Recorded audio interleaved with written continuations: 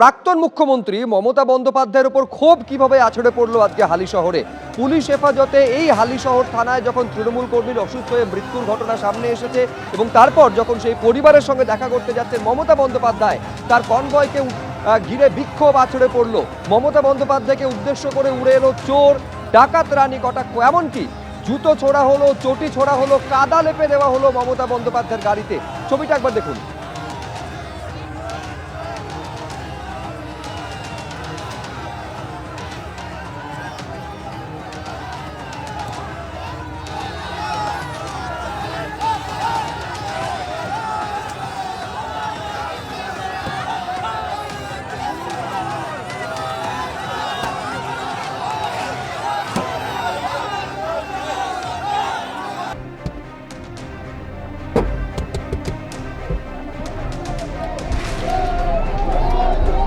দেখতে পাচ্ছেন মমতা বন্দ্যোপাধ্যায় যখন হালিশহরে মৃত তৃণমূল কর্মীর পরিবারের সঙ্গে দেখা করতে যাচ্ছেন তখন তাকে উদ্দেশ্য করে এভাবে জনবিক্ষোভ আছড়ে পড়ল।